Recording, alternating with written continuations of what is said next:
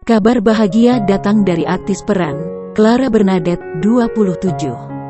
Ia kini memilih untuk melepas status lajangnya dengan pria pilihannya. Sebelum menikah, ia telah dilamar sang kekasih pada pertengahan bulan Oktober tahun 2021. Sebulan kemudian, kini ia dan Palma Putra telah resmi menjadi suami istri.